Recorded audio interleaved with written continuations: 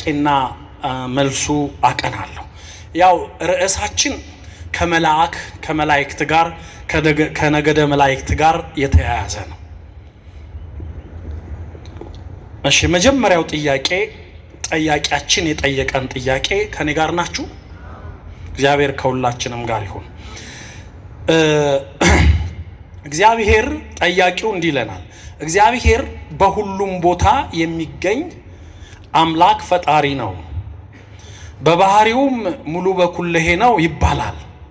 መላእክት ደግሞ በሁሉም ቦታ መገኘት የማይቻላቸው ፍጡራን ናቸው ይባላል።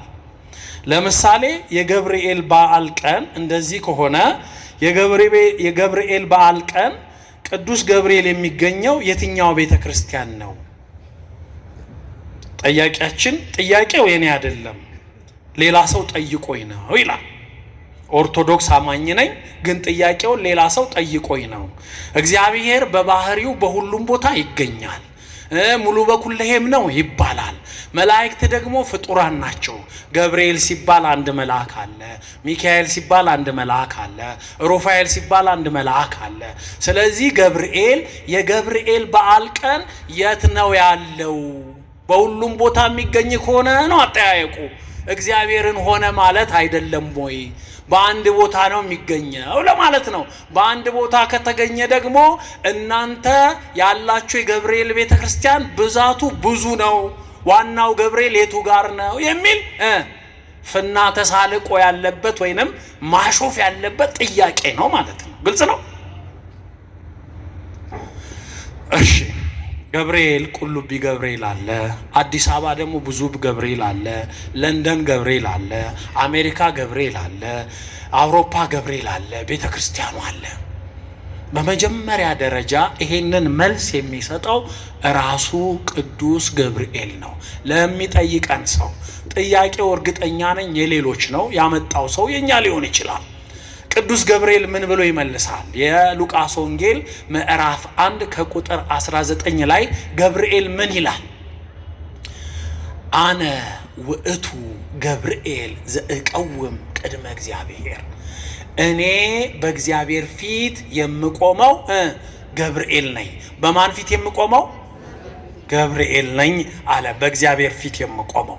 ጠያቂያችንን አንድ ጥያቄን ጠይቀው፣ የእግዚአብሔር ፊት የት ነው? የእግዚአብሔር ፊት የት ነው? የእግዚአብሔርን ፊት መወሰን ይቻላል? የእግዚአብሔርን ፊት መወሰን? የእግዚአብሔር ፊት የት ነው ስትሉት ይሄንን የሚጠይቀን ጠያቂ ራሱ ፍጥጥ ግጥጥ ነው የሚለው። ለምን? የእግዚአብሔር ፊት በዓለም ሙሉ ነው። እሺ የእግዚአብሔር ፊት በዓለም ሙሉ ከሆነ ገብርኤል ደግሞ ምን ብሏል? እኔ በእግዚአብሔር ፊት የምቆመው መልአክ ነኝ ብሏል። ስለዚህ ገብርኤል እግዚአብሔር ባለበት ቦታ ሁሉ አለ ማለት ነው። ክብር ምስጋና ለመድኃኔዓለም ይሁን። ጥያቄው እንዴት ይኖራል የሚለውን ማብራራት ከሆነ እናብራራ። እሺ ለማብራሪያ መነሻ የሚሆነን የመጽሐፍ ቅዱስ ገጸ ንባብ እንዲህ ይላል። የዮሐንስ ወንጌል ምዕራፍ 4 ከቁጥር 24 ላይ ኢየሱስ ክርስቶስ ሳምራዊቷን ሴት ሲያስተምራት እንዲህ አላት። እናንተ በኢየሩሳሌምና በዚህ ተራራ ይሰገዳል ትላላችሁ አላት ኢየሱስ ክርስቶስ። ማንን? ሳምራዊቷን ሴት። ግን እኛ አላት ኢየሱስ ክርስቶስ ራሱን አይሁዳዊ አድርጎ ከአይሁድ ወገን ተወልዷልና በስጋ ተወልዷልና፣ እኛ ግን እግዚአብሔር መንፈስ ነው አላት። እግዚአብሔር ምንድነው አላት? ስለዚህ እግዚአብሔር መንፈስ ስለሆነ በአንድ አቅጣጫ ወደ ሰሜን፣ ወደ ምስራቅ፣ ወደ ምዕራብ፣ ወደ ደቡብ ዞረን አይሰገድም፣ አንሰግድም። እግዚአብሔር መንፈስ ነው፣ የሚሰግዱለትም በመንፈስ ነው አላት። እግዚአብሔር መንፈስ ነው ሲላት ምን ማለቱ ነው? በሁሉም ቦታ ይገኛል ማለት ነው። መጽሐፍ ቅዱስ ውስጥ መንፈስ የሚለው ቃል የተለያየ ትርጉም ነው ያለው። አንደኛው ይሄ አሁን የምነግራችሁ መንፈስ ማለት ምሉ በኩለሄ በግዕዝ፣ በእንግሊዘኛ ኦምኒፕሬዘንት ማለት ነው። በሁሉም ቦታ መገኘት። እግዚአብሔር መንፈስ ነው፣ የሚሰግዱለትም ሰዎች በመንፈስ ነው ማለት በሁሉም አቅጣጫ እግዚአብሔር ስላለ ይሰግዱለታል። እኔና እናንተ ኦርቶዶክሳውያን ክርስቲያኖች አቅጣጫ ለይተን አንሰግድም። ሌሎች ግን አቅጣጫ ለይተው ይሰግዳሉ መሰለኝ አይደል? እኛ ግን ስንሰግድ ቤተክርስቲያን ወዳለበት ነው ዞረን የምንሰግደው። እየሰማችሁ ነው? ምን ወዳለበት ነው ዞረን የምንሰግደው? ቤተክርስቲያን ወደ ተተከለበት። ወደ ደቡብም ከተተከለ የምናውቀው ቤተክርስቲያን ካለ ወደዚህ ዞረን እንጸልያለን። ወደ ሰሜንም ካለ የምናውቀው ቤተክርስቲያን ወደዚህ ዞረን እንጸልያለን። ወደ ምዕራብም ካለ የምናውቀው ቤተክርስቲያን ወደዚህ ዞረን እንጸልያለን። ወደ ምስራቅም ካለ ወደ ምስራቅ እንዞራለን እንጂ አንድ እግዚአብሔርን በዚህ ጋር ብቻ ነው ያለው ብለ በጂፒኤስ መቆጣጠር አይቻልም። እሺ እንደዚህ ከሆነ እግዚአብሔር መንፈስ ነው፣ የሚሰግዱለትም በመንፈስ ነው ከተባለ የመላእክቱን ጥንተ ተፈጥሮና እግዚአብሔር የሚሰጣቸውን ደግሞ የጸጋ ተልእኮ እንመለከታለን። አዎ አንድ መልአክ የተፈጠረ ነው፣ በራሱ ውሱን ነው፣ በራሱ አንድ ቦታ ብቻ ነው እንዲገኝ ተፈጥሮ የሚፈቅድለት። እግዚአብሔር ሲፈቅድለት ግን በሁሉም ቦታ ይገኛል። ይሄን የሚነግረን ማን ነው? መዝሙር 103 ከቁጥር 4 ላይ መዝሙር 103 ከቁጥር 4 ላይ ምን ይላል? ዘይሬስዮሙ ለመላእክቲሁ መንፈሰ ወለእለ ይትለአክዎ ነደ እሳት። መላእክቱን መንፈስ የሚያደርግ መንፈስ ማለት ማለት ነው በሁሉ ቦታ እንዲገኙ የሚያደርግ ወለእለ ይትለአክዎ ነደ እሳት የሚላላኩትን መላእክት እንደ እሳት ፈጣን እንደ ነፋስ ፈጣን የሚያደርግ እግዚአብሔር ነው። እግዚአብሔር መንፈስ ነው ብሎናል አስተማሪያችን አምላካችን ኢየሱስ ክርስቶስ። ተራ ነብይ አይደለም ያስተማረን፣ ሐዋርያ አይደለም ያስተማረን፣ ነቢያት አይደሉም ያስተማሩን። ክርስቶስ ራሱ በቃል አንደበቱ እግዚአብሔር መንፈስ ነው በሁሉ ቦታ ይገኛል ብሏል። ይሄንን ሲተረጉምልን ቅዱስ ዳዊት ደግሞ ከመላእክት ጋር አያይዞ መላእክቱን በሁሉም ቦታ ገብርኤልን በሁሉም ቦታ በሁሉም ቤተክርስቲያን ለንደን ባለውም ቤተክርስቲያን፣ ኢትዮጵያ ባለውም ቤተክርስቲያን፣ አሜሪካ ባለውም ቤተክርስቲያን፣ አውሮፓ ባለውም ቤተክርስቲያን ቅዱስ ገብርኤልን እንዲገኝ መንፈስ የሚያደርግ በሁሉም ቦታ እንዲገኝ የሚያደርግ እግዚአብሔር ነው አለን። ክብር ምስጋና ለመድኃኔዓለም እግዚአብሔር ነው። ስለዚህ ጠያቂያችን እዚህ ወረቀቱን አምጥተ የጠየከንም ካንተ በስተጀርባ የሚያሳቅቁም ሰዎች መልሱ ይሄ ነው። ስለዚህ ለምሳሌ አንድ ምሳሌ ልንገራችሁ። እዚህ ላይ አሁን በቴሌቪዥን የማናየው ነገር የለም። ለምሳሌ የውጭ ሀገር ታላላቅ ሰዎች እንደው ለማየት የምንጓጓቸው ሰዎች በቴሌቪዥን በቢቢሲ በሲኤንኤን እየመጡ እናያቸው የለ እንደ ቤታችን። እኛም ቤት አሉ፣ እና አበበን ቤት አሉ፣ እነ በቀለን ቤት አሉ፣ እነ ድፋባቸውን ቤት አሉ አይደል እንዴ? እነዛ ሰዎች እነሱ እንዲኖሩ ግን የሚያስፈልገው ምንድነው? ቻናል አይደል? እነሱ እንዲኖሩ የሚያስፈልገው ምንድነው? ቴሌቪዥን። ታዲያ ቤተ ክርስቲያን ከቴሌቪዥን አትበልጥም እንዴ? አቅሟ፣ ጥበቧ፣ መለኮታዊ ተሰጥቷ ቅዱስ ገብርኤልን ለማምጣት እግዚአብሔር የፈቀደለትን ገብርኤል አይደለም በየቤተ ክርስቲያን በየግል ብትጠራው ገብርኤል ከተፍ ይላል። ክብር ምስጋና ለመድኃኔዓለም ይሁን። ከተፍ አጠገብ ነው የሚመጣው። ይሄ እግዚአብሔር መለኮታዊ አሰራር ነው። እንኳን ይሄ በምድራዊው ጥበብ ላይ ይሄውኛ ስንቱን እንዴ ግሩፕ ኮል ምን ኮል እያለን እንጠራው የለ እንዴ? ይመጣ የለ እንዴ በየቴክኖሎጂያችን። ስለዚህ እግዚአብሔር በራሱ መለኮታዊ አሰራር መለኮታዊ ጥበብ ገብርኤልን በየቤታችን በየልካችን በህዝቡ ልክ ገብርኤልን እንዲገኝ ማድረግ ይቻላል። ስለዚህ መላእክት በጥንተ ተፈጥሯቸው ወይንም በተፈጥሯቸው ውሱንነት ቢነገርባቸውም እግዚአብሔር ግን በሰጣቸው የተልእኮ ጸጋ እግዚአብሔር ባለበት ቦታ ሁሉ አሉ ማለት ነው።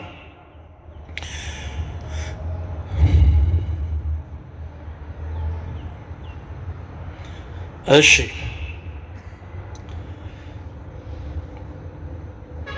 አንዳንድ ሰዎች ከዚህ ጋር አያይዘው የሚጠይቁት ጥያቄ አለ። መላእክትን ለመወሰን የሚፈልጉ ሰዎች መላእክትን ስጋ ለብሰዋል ብለው ያስባሉ። ስጋ የለበሰ መልአክ የለም።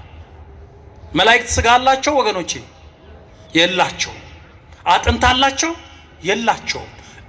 አካላቸውን አናውቀውም፣ ግን አካል አላቸው። ሰማያዊ አካል መልአካዊ አካል አላቸው። ያ አካል ግን እንደ አዳም ነፍስና ስጋ የሚነገርለት አካል አይደለም። አንዳንድ ጠንቋዮች ግን መላእክት በተለይ የወደቁት መላእክት ልቡሳነ ስጋ አጋንንት ናቸው ብለው ስለሚያስቡ ለጥንቆላ እንዲመቻቸው ህዝቡ ውስጥ ልቡሳነ ስጋ አጋንንት እያሉ ያወራሉ። ስጋ የለበሰ መልአክም የለም፣ ስጋ የለበሰ ጋኔንም የለም። እሱ ስጋ የለበሰ የሚባል ጋኔን የለም። እርሱ ስጋ የለበሰ ብለው የሚያወሩት ስጋ በለበሰው ሰው እያደረ ስለሚያሳስት ይሆናል እንጂ ስጋ የለበሰ መንፈስ የወደቀ መንፈስ የለም። መላእክት ብርሃናውያን ናቸው። ተልኳቸው በእሳትና በነፋስ ይነገራል እንጂ ተፈጥሯቸውንም እንዲህ ነው ብሎ ለመናገር ይከብዳል። ስለዚህ ስጋ የለበሰ በአንድ ቦታ የሚወሰን መልአክ የለም። ብርሃናዊ መልአክም በሉት የወደቀውንም ይሄ እርኩሱን መልአክ የሚባለውንም በሉት ስጋ የለበሰ የለም። መላእክት ምንድናቸው? መንፈስ ረቂቃን ናቸው። አሁን እምላችሁ መንፈስ እንደ ቅድሞ በብዙ ቦታ በሁሉም ቦታ መገኘት ማለት ሳይሆን ረቂቃን ናቸው መላእክት። በአይናችን ማየት አንችልም። እኛ በምንፈልገው ነገር በሰው አምሳል ሊገለጹ ይችላሉ፣ በሽማግሌ አምሳል ሊገለጹ ይችላሉ፣ በመነኩሴ አምሳል ሊገለጹ ይችላሉ። መላእክት ግን በተገለጹበት ነገር ደምድሞ እንዲህ ናቸው ስጋ የለበሱ ናቸው ብሎ መናገር አይቻልም። ስለዚህ ከተፈጥሯቸው አንጻርም አካላዊ ስለሆኑ አካል ስላላቸው ውሱንነት ቢነገርባቸውም በአይናችን እንኳን ማየት አይቻለንም። ክብር ምስጋና ለመድኃኔዓለም ይሁን። እሺ ሁለተኛው ጠያቂ ይሄ ራሱን ገልጧል። የሌላ ቤተ እምነት ተከታይ ነኝ ይላል። እናንተ ስታስተምሩ አቡነ ተክለ ሃይማኖት ጻድቅ መሆናቸውን ሲነገር እሰማለሁ። 6 ክንፍ እንዳላቸው እንደ መላእክትም ሲነገር ሰምቻለሁ። እንደው ጻድቅ ቢሆኑ እንኳን እንዴት ቁሳዊ ክንፍ አላቸው ሊባል ይችላል? አላቸው ከተባለስ የተፈጥሮ ለውጥ አይሆንም ወይ? እንዴት እንደዚህ አይነት እሱ የሚለውን ቋንቋ ጥቼ እሳቸው በእንደዚህ አይነት ክንፍ አውጥተው እንዴት በሰማይ በመንግስተ ሰማይ ሊያገለግሉ ይችላሉ? እንደኔ ቁሳዊ ክንፍ አላቸው የሚባለው ነገር ሊዋጥልኝ አልቻለም። መልሳችሁ ምንድነው ነው? ሰምታችኋል? እሺ የሚመልስ አለ ከመካከላችሁ? የለም። እሺ ይሄ ስለ በቤተ ክርስቲያናችን አስተምሮ ስለ መላእክት የምናስተምረውን አስተምሮ ጠንቅቆ ካለማወቅ፣ ስለ ቅዱሳን የምናስተምረውን አስተምሮ ጠንቅቆ ካለማወቅ የሚመጣ ጥያቄ ነው። እኛ ጻድቁ አቡነ ተክለ ሃይማኖት የተፈጥሮ ለውጥ አምጥተዋል፣ እንደ ዶሮ የላባ ክንፍ አውጥተዋል አላለም። እየሰማችሁኝ ነው? አላለም። እኛ ያልነው ገድሉም ያለው ቤተክርስቲያንም የምታስተምረው ጻድቁ አቡነ ተክለ ሃይማኖት 6 ክንፍ አላቸው ማለት ክንፉ የጸጋ ነው። እንደ ሰማያዊ ካህናት እንደ ሱራፌል ሆኑ ማለት ነው። እየሰማችሁኝ ነው? ሱራፌል ስንት ክንፍ አላቸው? 6 ክንፍ አላቸው። ስለዚህ ተክልዬ ጻድቁ አቡነ ተክለ ሃይማኖት 6 ክንፍ አላቸው ስንል የመላእክት ማዕረግ ላይ ደርሰዋል፣ የሱራፌል ማዕረግ ላይ ደርሰዋል።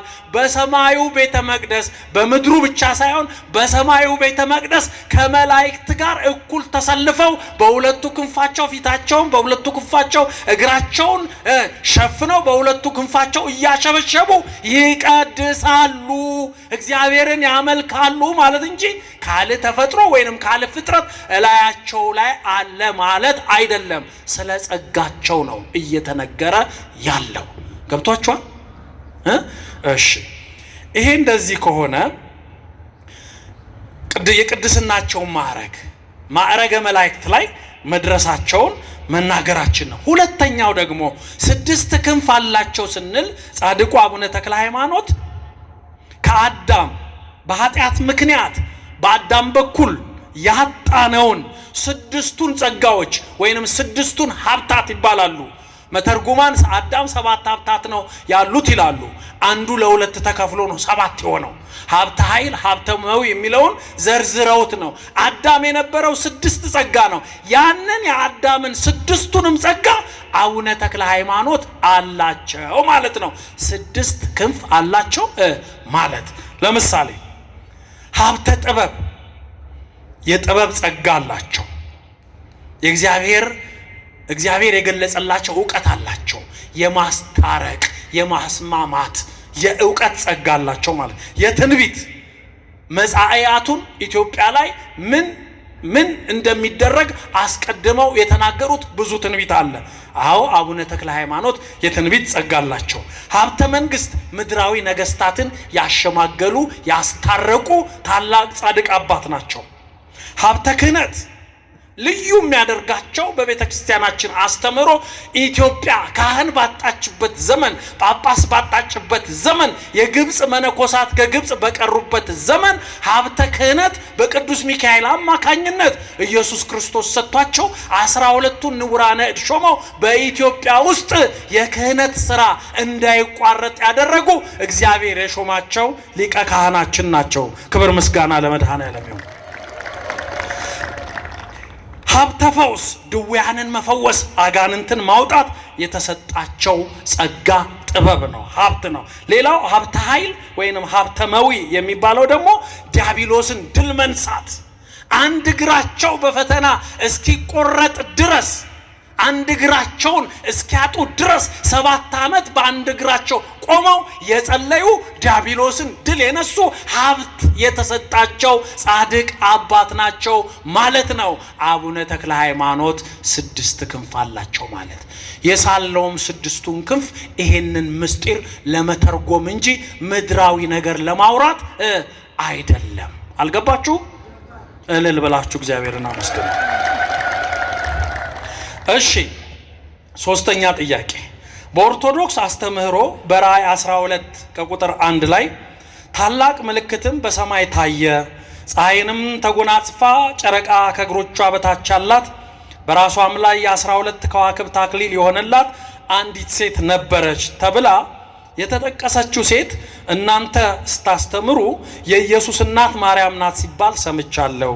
ይህቺ በራእይ የተገለጸችው ሴት እናንተ እንደምትሉት ሆኖ ማርያም ከሆነች እዚያው ምዕራፍ 12 ላይ ከቁጥር 14 ላይ ስለ ሴቲቱ ሲናገር እንዲህ ይላል። ከእባቡም ፊት ርቃ አንድ ዘመናትም የዘመንም እኩሊታ ወደምትመገብበት ወደ ስፍራዋ ወደ በረሃ እንድትበር ለሴቲቱ 2 የታላቁ ንስር ክንፎች ተሰጣት ተብሎ ተጽፏል። ይሄ 2 ክንፍ ምንድነው ለሷ የተሰጣት? እርሷ ሰው አይደለችም ወይ? ምን አይነት ክንፍ ነው የተሰጣት? ማርያም ናት ካላችሁ ነው። ያው መልሱ ለተክልዬ ለጻድቁ የመለስነው አይነት መልስ ነው በቤተ ክርስቲያናችን አስተምሮ። ስለዚህ ስንመልስ እዚህ ጋር ምን ብለን ነው ምን መልሰው?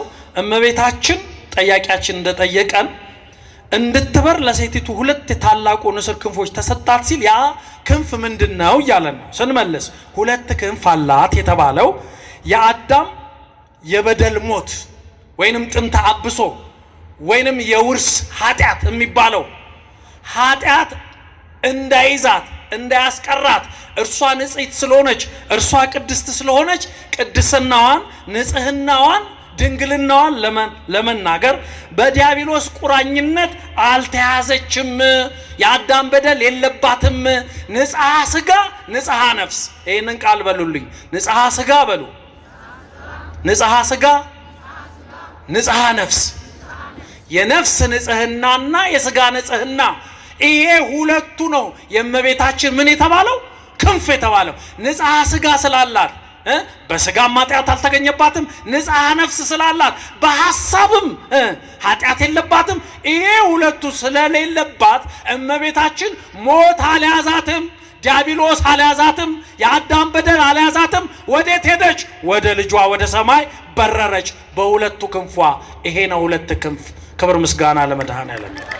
የእመቤታችን ክንፍ ይሄ ክንፍኛ የለንም ስለሌለን። ከዚህ አንፃር አበው ሲያስተምሩ እመቤታችን በዚህ ንጽህናዋ በዚህ ቅድስናዋ እህተ መላእክት ትባላለች። ምን ትባላለች? የመላእክት ምን ማለት ነው? እህት። መላእክት ልዩ መገለጫቸው ክንፍ ነው አይደለ? እህተ መላእክት የተባለችው እመቤታችንም ደግሞ ልዩ መገለጫዋ ከሰው ዘር ሁሉ ንጽሕት ቅድስት ሆና በመገኘቷ ልዩ መገለጫዋ ንጽሐ ስጋና ንጽሐ ነፍስ፣ መርገመ ስጋ መርገመ ነፍስ የሌለባት ይሄ የስጋ ንጽህናና የነፍስ ንጽህናዋ ክንፍ ሆኖ ይነገርላታል። በዚህ ምክንያት እመቤታችን የመላእክት እህት ትባላለች። አንተን አላልኩ።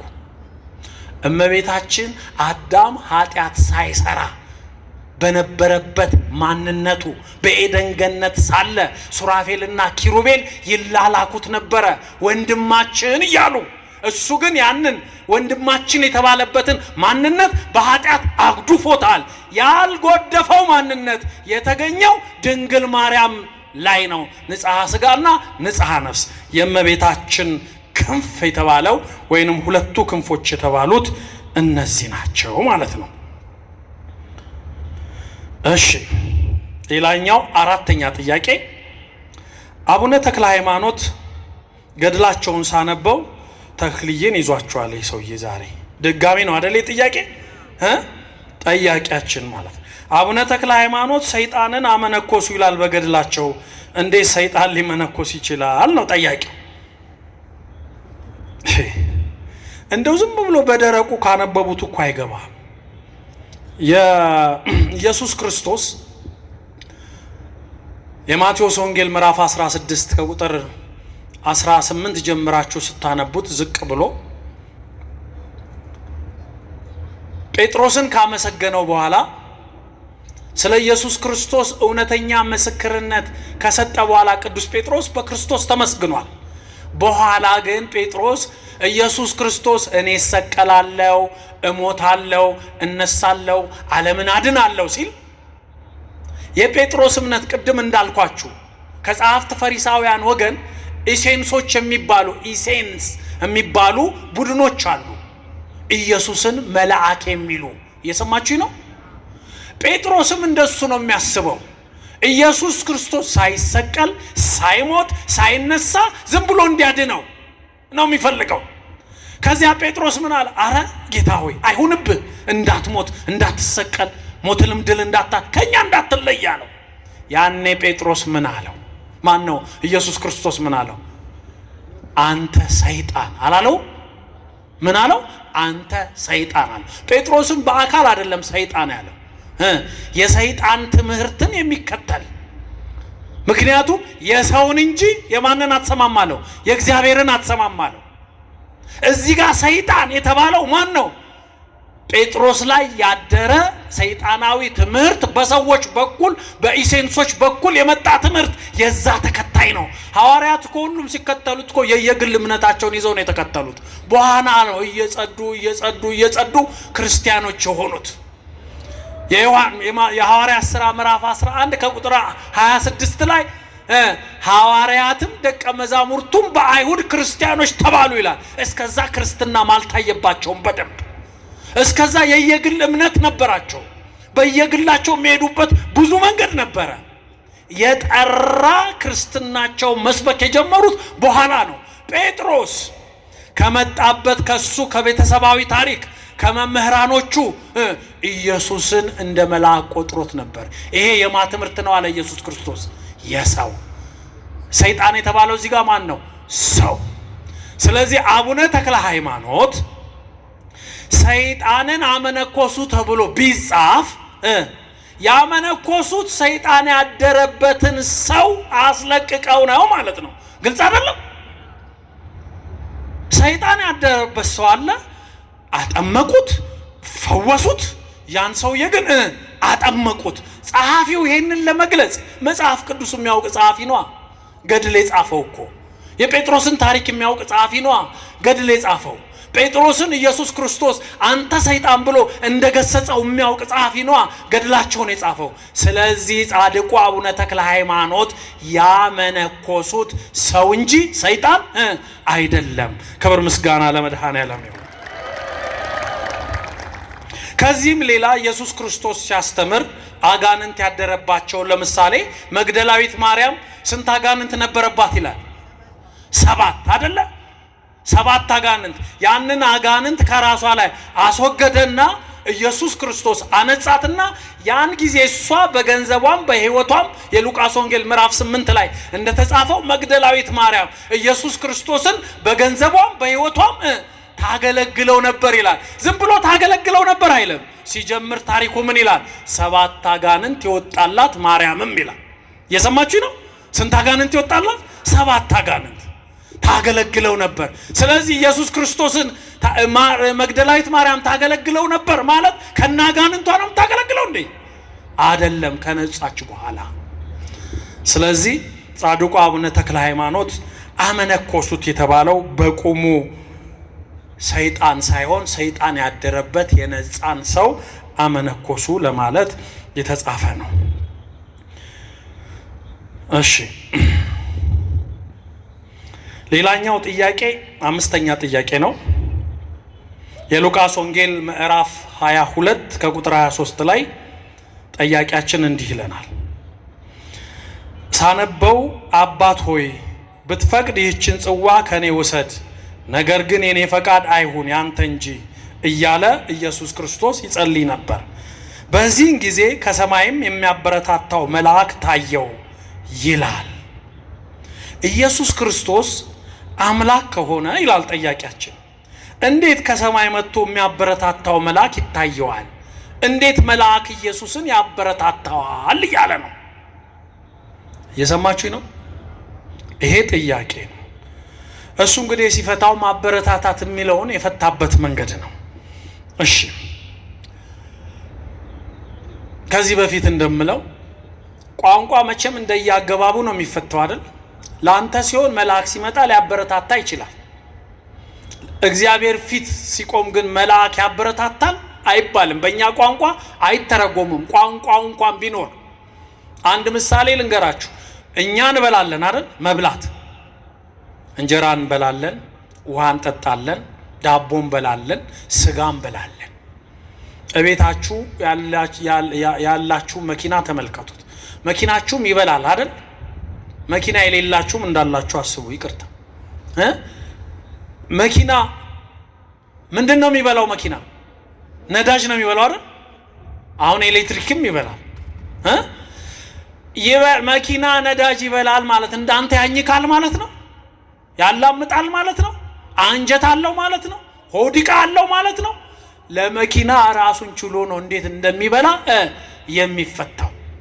ብዙ ነዳጅ ይወስዳል ማለት ነው። መብላት ግን የሚያያዘው ለሰው ሲሆን ከምን ጋር ነው? ከማኘክ፣ ከማላመጥ፣ ከመሰልቀጥ ጋር ነው የሚያያዘው። ለመኪና ግን እንደሱ አይደለም። ልክ እንደዚህ ሁሉ ኢየሱስ ክርስቶስ ሲጸልይ አንደኛ ወንጌላዊው ነው የጻፈው፣ በሰው አንጻር ቆሞ የሉቃስ ወንጌል ላይ ነው የተጻፈው። ወንጌላዊው ሉቃስ ኢየሱስ ሲጸልይ ከሰማይ የሚያበረታታው መልአክ መጣ አለ። አበረታታው እንዴ? እኛ በመናስበው አይደለም። ማበረታታት የሚለው በመጀመሪያ ቃሉ ልንገራችሁ። ሀገራችን የምትታወቀው በሩጫ ነው፣ በአትሌቲክስ ሯጮች ይሮጣሉ። አይታችሁ ከሆነ ሲሮጡ አንደኛ ወጣ። እኔ ሩጫ ማየት የተውኩት በኃይሌ ገብረስላሴ ጊዜ ስለሆነ እሱኑ ልጥራ፣ ሌሎቹ ይምታቱብኛል። ኃይሌ ገብረስላሴ አንደኛ እየወጣ እየሮጠ ነው አይደል? አንተ ግን ደጋፊ ነህ። ኃይሌ ልክ እየሮጠ ባጠገብ ሲያልፍ ከፊቱ ሆነ አይዞ በርታ ምናምን ስትለው አቋርጥ እያልከው ነው? ምን እያልከው ነው? እንደሚያሸንፍ ታውቃለህ። አንተ ግን አብረ መሮጥ አትችልም። ትንሽ ትችላለህ እንዴ? አትችልም። አይዞ በርታ ምናምን በአንተ ቤት እያበረታታው ነው። ባታበረታታውስ ያቋርጠዋል? አያቋርጠውም። እሱ የተነሳው ምን ለማድረግ ነው? ለመጨረስ፣ ለማሸነፍ ነው። መልአክ ስለመጣ ኢየሱስ ክርስቶስ ፊት ኢየሱስ ክርስቶስ ሲጸልይ፣ ኢየሱስ ክርስቶስ ወደ አባቱ ሲጸልይ፣ ወደ አብ ሲጸልይ መልአክ መጣ ማለት ሊያቋርጠው ነው? አይደለም። መልአኩ ለምንድን ነው የመጣው? ከኢየሱስ ክርስቶስ ጋር መሆኑን ለመግለጽ። እኔ አምላክ አይደለሁም ለማለት መልአኩ፣ እኔ ፈጣሪ አይደለሁም አንተ ፈጣሪ ነህ፣ ሙትላቸው፣ ተሰቀልላቸው፣ በርታ፣ ቀጥልበት፣ ተሰቀል፣ ሙት፣ ሞትን ድል አድርገህ በአባት ቀኝ ተቀመጥ እያለው ነው መልአኩ። ክብር ምስጋና ለመድኃኔዓለም ይሁን። ማበረታታት እንዲህ ነው የሚፈታው። እዚህ ጋር አየህ፣ ቀጥል፣ ዓለም ይዳን፣ ህዝብ ይዳን እያለ ነው መልአኩ። ማበረታታት ይሄ ነው። አንተ በሰውኛ አትፍታው። ጴጥሮስ ግን ቅድም እንዳልኳችሁ የሰውን እንጂ የእግዚአብሔርን አትሰማም የተባለው ጴጥሮስ ግን ኢየሱስ ክርስቶስ ሊሰቀል ሲል ምን አረገ? ለሰይፍ እኮ መልአኩ ትልቅ ሰይፍ አለው የለውም እንዴ? ሚካኤል አለፎቶ ነው የያዘው አራለው። ጴጥሮስ ግን ሰይፍ ገዝቶ ደብቆ ክርስቶስን ሊሰቅሉ የመጡ ጻፍት ፈሪሳውያን ሊቃነ ካህናት ሲመጡ ያንዱን የሊቀ ካህናት አሽከር ጆሮውን ቆረጠው። ጴጥሮስ ኢየሱስ እንዲሰቀል አይፈልግም እኮ ጴጥሮስ እንዲሞት አይፈልግም። ሞትንም ድል ነስቶ እንዲነሳ አይፈልግም። የጴጥሮስ እምነት እንዲሁ ኢየሱስ ክርስቶስን እያዩ መኖር፣ ኢየሱስን እንደ አምላክ ሳይሆን እንደ መልአክ የተቀበለ ነበር ቅዱስ ጴጥሮስ። ኢየሱስ ክርስቶስ ግን አምላክ ነው፣ ፈጣሪ ነው፣ የአብ የባህሪ ልጅ ነው፣ የድንግል ማርያም ልጅ ነው። የተሰቀለ ሞትን ድል አድርጎ የተነሳ ነው። የጴጥሮስ ሰይፍን እረፍ ያለው ሰይፍ አያስፈልግም። የሚያስፈልገው ምንድን ነው? የክርስቶስ መስቀል ነው። ክብር ምስጋና ለመድኃኔዓለም። ስለዚህ አያችሁ፣ አሁን መልአኩ ቅዱስ ሚካኤል ነው። ወደ ኢየሱስ ክርስቶስ መጣ፣ ሲጸልይ ሰገደ። ሚካኤል ስራው መስገድ ነው። ቅድም እንዳልኳችሁ የሚካኤል ሌላኛው ስሙ ሱራፊ ነው። ሱራፊ የሚለው የማን ስም ነው አልኳችሁ? የሚካኤል ሌላኛው ስሙ ሱራፊ ነው። ሱራፌል ሲባል የሚካኤል ነገድ እንዳለ በህብረት የሚጠራበት ነው። ሱራፊ ስራው ምንድነው? መስገድ ነው፣ መንበርከክ ነው፣ አምላክን አይቶ ማምለክ ነው። ለዚህ ነው በህማማት እኮ ይሄንን ስናስታውስ እኮ ይንገጸ ንባብ በቅዱስ ሚካኤል አንጻር ቆመን ተንበርክከን ለከ ኃይል እንላለን፣ ለአምላክ ይደሉ እንላለን። ለአምላክ ስግደት ይገባል። ላንተ ኃይል አለ፣ ብርታት አለ፣ ኃይል ላንተ ይገባል። እኛ የምንጨምርልህ ነገር የለም። በቅዱስ ሚካኤል አንጻር እኛን ሰግድልሃለን። ስለዚህ የሚካኤል ስግደት፣ የሚካኤል አምልኮን፣ የመላእኩን ስግደት፣ የመላእኩን አምልኮ ለኢየሱስ ክርስቶስ ያደረገውን ነው ወንጌላዊው ማበረታታት ብሎ የገለጸው። ማበረታታትም ቅድም እንደነገርኳችሁ በምሳሌው የሚታይ ቀጥልበት፣ ሞትን አሸንፍ፣ ለህዝብ አሸንፍ፣ ህዝብህን አድን፣ በለበስከው ስጋ በተወጋኸው ጎንህ ዓለምን አድን፣ ስምህን ተርጉም፣ እኛ መላእክት ነን አንተ አምላክ ነህ ያለው ቅዱስ ሚካኤል ነው። ያንን ለመግለጽ ነው።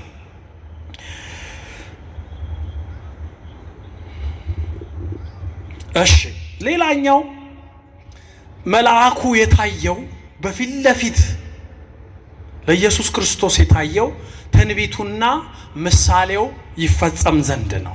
መዝሙር 33 ወይንም በቅንፍ 34 ከቁጥር 6 እስከ 7 ላይ እንዲህ የሚል ቃል አለ። አሁን መልአኩ ኢየሱስ ክርስቶስን አበረታታው ይላልና ምን ማለት ነው ለሚለው ነው እየተረጎምኩላችሁ ያለሁት። ትንቢቱ ይፈጸም ዘንድ ምን የሚል ትንቢት? መዝሙር 33 ወይንም 34 ከቁጥር 6 እስከ 7 ላይ ምን የሚል አለ? ዝንቱ ነዳይ ጸርሃ ወእግዚአብሔር ሰምኦ ወም ኩሉ ምንዳቤሁ አድሃኖ ካለ በኋላ ምን ይላል? ዳዊት የሚያውቅ ሰው የሚቀጥልልኝ እዚህ መሃል የለም። ይትአየን መልአከ እግዚአብሔር አውዶሙ ለእለ ይፈርህዎ ወያድኅኖሙ ይላል። አንዳንድ ሰው ዝንቱ ነዳይ ጸርሃ የሚለውና ይትአየን መልአከ እግዚአብሔር አውዶሙ የሚለው የሚገናኝ አይመስለውም፣ ለየብቻው ስላጠናው ተያይዞ የሚሄድ ነው። ዝንቱ ነዳይ ጸርሃ የተባለው ስለ ዳዊት መዝሙረ ዳዊትን የጸለየው ዳዊት አይደለ? ዳዊት ራሱን ደሃ አድርጎ ታሪኩ ይረዝማል በተረከው ዳዊትን ሳኦል ንጉሱ ሳኦል ሲያሳድደው ሊገለው ሲፈልግ ዳዊት የሚነግስ መስሎት ሳኦል ምን አይነት ንጉስ ሆኖ እሱን ገሎ የሚነግስ መስሎት ዳዊት ግን ሳኦልን የመግደል ፍላጎትም ሐሳብም የለውም። ይሄን ያሰበው ሳኦል ነው። ሳኦልና ዳዊትን ያጣሉ እነማን ናቸው? ዘፋኞች። ዘፋኝ እኮ ያደባድባል። ዘፋኝ እኮ ያጣላል። ጎልያድን የሚገል እስራኤላውያንን ሊያጠፋ የመጣውን ጠላት ጎልያድን የሚያጠፋልኝ ማን ነው ብሎ ሳኦል ሲያፈላልግ ዳዊት የሚባል የእሴይ ልጅ አጠር ያለ ጉልበተኛ ወንጭፍ መወንጨፍ የሚችል ባለሙያ ያለ እሱን እናምጣልህ አሉት። አመጡለት። ተወዳጀ። ዳዊት ከማነው ሳኦል ከዳዊት ጋር ተወዳጀ። መወዳጀት ብቻ አይደለም፣ ልጁን ሜልኮልን ለዳዊት ዳረለት። አሁን ሰላም ናቸው። ዳዊት ግን ሄዶ ጎልያድን ድል አድርጎ ሲመለስ መንገድ ላይ ሴቶች ምን አሉ? ዳዊት እልፍ ገዳይ አለ እንጂ እዚህ ሰነፍ ሳኦል ሺህ ገዳይ ብለው ዘፈናቸውን አቀለጡት፣ አጣሏቸው። እኔ ነኝ ሺህ ዳዊት ነው እልፍ የሚገለው። ተጣሉ። ዘፈኑ ቀለጠ፣ ተጣሉ። ዘፈን የመጥምቁ ዮሐንስን አንገት ያስቆረጠ ነው። ታውቃላችሁ? ሄሮዲያዳ ወለተ ሄሮዲያዳ የሄሮዲያዳ ልጅ ዘፍና እስክስ ብላ እኮ ነው። በኋላ ሄሮድስ ንጉሱ ምን ላርግልሽ በዘፈን ሰክሮ ሲላል አይ የመጥምቁ ዮሐንስን አንገት ቁረጥልኝ። ዘፈን አንገት ያስቆርጣል። አንተ ትደንሳለህ፣ አንተ ትጨፍራለህ። እስኪ እንደው ሻይ ቡና ልጠጣ ብለህ እንደው አንዱ ሆቴል በር ላይ ቁጭ ብለህ ሻይ እኮ ነው ያልኩ ጠላ አላልኩ፣ ሙስኪ አላልኩ፣ ማረቂያ አላልኩ፣ ሻይ ልጠጣ ብለህ አንድ ሆቴል በር ላይ ቀመስ ስታረግ ሻይህን ዘፈን ካለ አስፍረሽ ምቹ ሲል ሲደልቀው ምን ሲለው ከሻይ ወደ ምን ተዘዋወራለህ? ቀስ ብለህ አንተ ታውቀዋለህ ዝውውርህን። ወደ ውስጥ በረንዳ ላይ ተቀመጥከው ሰውዬ ወደ ውስጥ ትገባለህ አይደል? ውስጥ ትገባና ደግሞ ከሻይ ወደ ምን ትቀየራለህ? እንደው ረከስ ድራፍት ስጡኝ ምናምን ትላለህ። አንድ ድራፍት ስትል ያዘፈን አናት ላይ ይጨፍራል አይደል? ከድራፍት ደግሞ ገንዘብ ካለ ወደ ውስኪ፣ ገንዘብ ከሌለ ወደ አረቄ ትሄዳለህ። ከዛ በኋላ ጠዋት ከቆርቂ ጋር ተጠርገህ ትወጣለህ። ሰውም አትሆንም፣ ጋኔን ይጫወትብሃል። የሰማይ ነው። ሰካራም ትሆናለህ። ዘፋኝነት የሚያመጣው ጣጣ ነው እየነገርኩ ያለሁት። ዳዊትንና ሳኦልን ያጣላው እኮ የሴት ዘፋኝ። በተለይ ሴቶችማ ሲችሉበት ዘፈኑን ይችላሉ። አጣሏቸው። ከዛ በኋላ ዳዊት እንዳይነክስ ብሎ ሳኦል ይሄን ያህልማ ከተዘፈነለት ሊነክስብኝ ነው ብሎ ያሳድደው ጀመር። ዳዊት ግን ደግ ነበር፣ ሩህሩህ ነበር ዳዊት። ሳኦል ዳዊትን ሲመቀኝ እግዚአብሔር እኮ ለዳዊት ነበር። የእግዚአብሔር መንፈስ ከሳኦል ራቀ ይላል። ከዛስ ሲርቅ የእግዚአብሔር መንፈስ ሲርቅ ማን እንደሚጠጋ የታወቀ ነው አይደል? ርኩስ መንፈስ ቀረበው። ከዛ ያስቃዠው ጀመር። ማንን? ሳኦልን። ከሳኦል ላይ ርኩስ መንፈስ እንዲርቅ ዳዊት በገና መች ተብሎ ያው ከዳዊት አያልፍም። ዳዊት መጣና ሳኦልን ለመፈወስ በበገናው በገና ሲመታ ሳኦል ላይ ያለው ርኩስ መንፈስ ለቀቀው። ርኩስ መንፈስ ለቆት ሳኦል ዳዊትን ሲያየው ትዝ አይለውም ዘፈኑ። ያኔ ምን አረገ? ጦር አነሳና ዳዊትን እዛው ቁጭ ባለበት ወርውሮ ግንባሩን ሊለው ሲል ቅዱስ ሚካኤል ጦሩን ያዝ አረገና አስወገደው። ክብር ምስጋና ለመድኃኔዓለም። በቃ ይሄ ሰው ይገለኛል ብሎ ዳዊት ከሳኦል ሸሸ። ሸሽቶ ከኢየሩሳሌም ከሳኦል ከተማ ጎረቤት ሀገር ጌት የምትባል ከተማ ሄደ። እዛ ሌላ ንጉስ አለ፣ አንኩስ የሚባል ንጉስ። እዛ ደግሞ አዲስ ሰው ሲገባ ወዲያው ይታወቃል። አንድ ብላቴና መልከ መልካም እዚህ ከተማ ገብቷል ተባለ። የጌት ሰው የጌት ንጉስ አንኩስ ደግሞ ማን ነው የገባው ብሎ ሲያጣራ ሰዎች ምን አሉት? አይ ከሳኦል ቀጥሎ ይነግሳል የተባለው ዳዊት የሚባል የእሴይ ልጅ ነው የገባው። እዚህ ከተማ የገባው እሱ ነው። ላንተም ለንግስና ያስፈራል አሉት። ጥሩልኝ አለ። ዳዊት እንዲህ መባሉን ሰማና ምን እንዳረገ ታውቃላችሁ? ዳዊት እንደ እብድ ራቁቱን ልብሱን ሁሉ አወለቀና ጣለ። በአፉ ላይ ምራቁ እንዲዝረከረክ ልጋጉ እንዲዝረከረክ መሬት ላይ ወደቀ። ዳዊትን ሊወስዱ የመጡ ቀጣይ ንጉስ ነው የተባለው ዳዊትን ሊወስዱ ሲመጡ እንደሚጥል በሽታ ወድቆ አረፋ ደፍቋል። ውሸቱን እኮ ነው፣ ለመትረፍ ነው ዳዊት። ከዛ ወሰዱት ንጉሱ ጋር፣ የጌት ንጉስ ጋር ወሰዱት፣ አንኩስ የተባለው ጋር። እንዴ ይሄንን ይነግሳል አላችሁኝ? ይሄ በከንፈሩ ላይ ለሐጩ የሚዝረበረበውን ልጋጉ የሚዝረበረበውን ይሄንን ይነግሳል የምትሉኝ? እብድ አምጥታችሁ ፊት ለፊቴ። ዳዊት ያኔ እብድ መስሎ ተኝቶ ይጸልያል።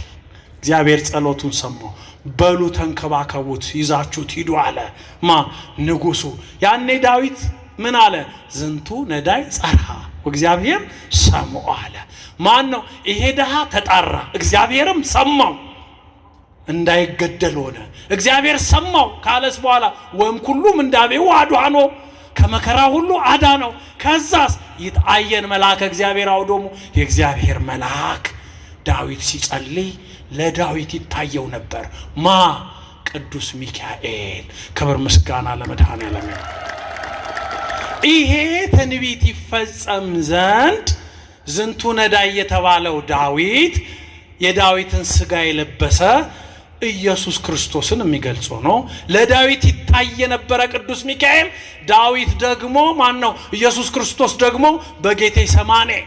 ዳዊት በሰው ሰውኛ ነው ያበደው ከሞት ለማምለጥ። ኢየሱስ ክርስቶስ ግን ስለኔና ስለናንተ የኛን ኃጢአት ተሸክሞ ተገርፎ እንወደው ዘንድ ደም ግባት የለውም ተብሎ ፊቱ ደምቶ ወስቶ ወዙ መሬት ላይ ተንጠባጥቦ ያን ጊዜ ታየው፣ ቅዱስ ሚካኤል ታየው። ሚካኤል ምን ሲል ሲሰግድ ለኢየሱስ ክርስቶስ። ሚካኤል እንኳን ለኢየሱስ ክርስቶስ ለዳዊትም ሰግዷል። ክብር ምስጋና ለመድኃኔዓለም። ስለዚህ የሚያበረታታው መልአክ የሚለው ሌላኛው መልሳችን አሁን